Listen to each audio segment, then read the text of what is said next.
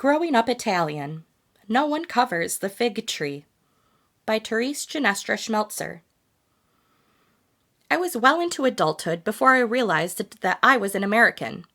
Of course, I had been born in America and had lived here all of my life, but somehow it never occurred to me that just being a citizen of the United States meant that I was an American. Americans were people who ate peanut butter and jelly on mushy white bread that came out of plastic bags. Me? I was Italian. For me, as I am sure for most second-generation Italian-American children who grew up in the 40s and 50s, there was a definite distinction to draw between us and them. We were Italians. Everybody else, the Irish, Germans, Polish, they were the Americans. There was animosity involved in that distinction, no hard feelings, just, well, we were sure that ours was a better way. For instance, we had a bread man, a fruit and vegetable man, a chicken man. We even had a man who sharpened knives and scissors right outside our homes. They were part of the many peddlers who plied the Italian neighborhoods. We would wait for their call, their yell, their individual distinct sounds. We knew them all, and they knew us. The Americans, they went to the A&P for most of their foods. What a waste. Truly, I pitied their loss. They never knew the pleasure of waking up every morning to find a hot, crisp loaf of Italian bread waiting behind the screen door. And instead of being able to climb the back of the peddler's truck a couple times a week just to hitch a ride, most of my American friends had to be satisfied with walking with their mamas to the store. When it came to food, it always amazed me that my friends and classmates only ate turkey on Thanksgiving Day or Christmas. Or rather, they only ate turkey, stuffing, mashed potatoes, and cranberry sauce. Now, we Italians, we also had turkey, stuffing, mashed potatoes, and cranberry sauce, but only after we had finished the antipasto, soup, lasagna, meatballs, salad, and whatever else Mama thought might be appropriate for that particular holiday. The turkey was usually accompanied by a roast of some kind. This was just in case somebody who walked in who didn't like turkey. And it was followed by an assortment of fruits, nuts, pastries, cakes, and of course, home-baked cookies sprinkled with little colored things. No holiday was complete without some home baking. None of that store-bought stuff for us. This was where you learned to eat a 7-course meal between noon and 4 p.m., how to handle hot chestnuts and put tangerine wedges in red wine. My friends ate cornmeal mush. We did too, but only after Mama covered it with sauce, sausages, and meatballs. We call it polenta. Now it's a gourmet food. Mama must have known it all the time. I truly believe Italians live a romance with food. Sunday was the big day of the week. That was the day you'd wake up to smell the garlic and onions frying in olive oil as it dropped into the pan. Sunday, we always had sauce and macaroni. Sunday would not be Sunday without going to Mass. Of course, you couldn't eat before Mass, but you had to because you had to fast before receiving communion. But the good part was that we knew when we got home, we'd find meatballs frying, and nothing tasted better than newly fried meatballs and crisp bread dipped into a hot pot of sauce. There was another difference between us and them. We had gardens, not just flower gardens, but huge gardens where we grew tomatoes, and more tomatoes. We ate them, cooked them, jarred them. Of course, we also grew peppers, basil, lettuce, and squash. Everybody had a grapevine and fig tree, and in the fall, everybody made homemade wine. Then, when the kegs were opened, everyone argued over whose wine tasted the best.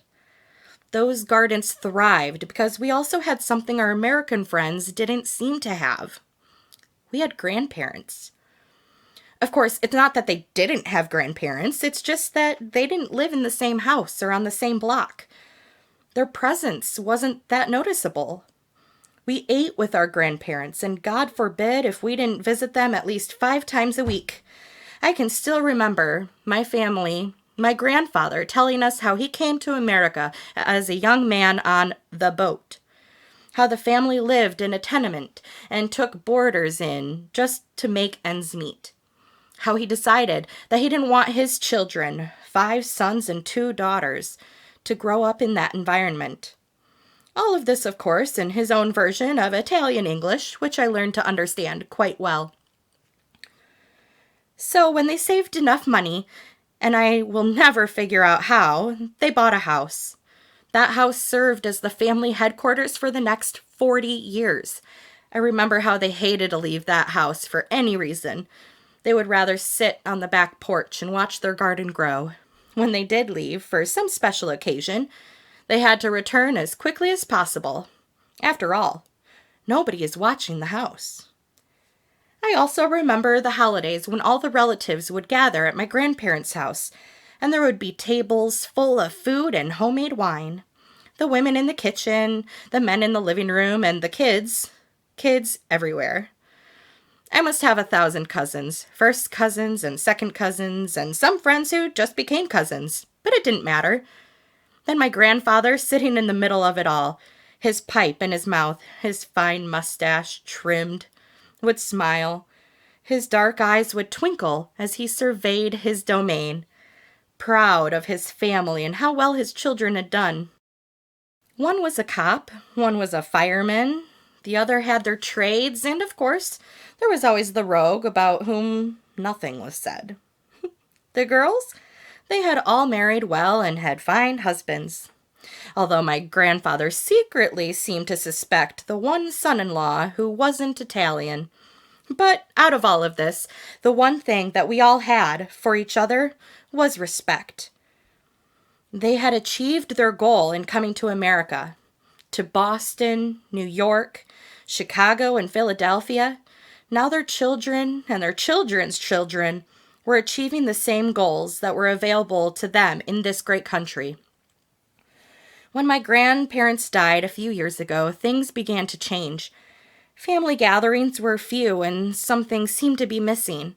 Although when we did get together, usually at my mother's house, I always had a feeling they were there. It is understandable that things change. Everyone now has families of their own and grandchildren of their own. Today we visit once or twice a year, or we meet at wakes or weddings. Other things have changed also. The old house my grandparents bought is now covered with aluminum siding. The green lawn covers the soil that grew their tomatoes. There was no one to cover the fig tree, so it died.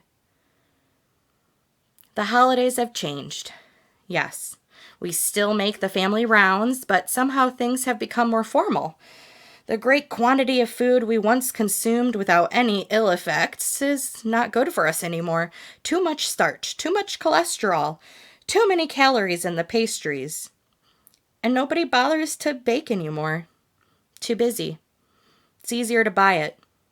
And anyway, too much is not good for you. The differences between us and them aren't so easily defined anymore, and I guess that's good.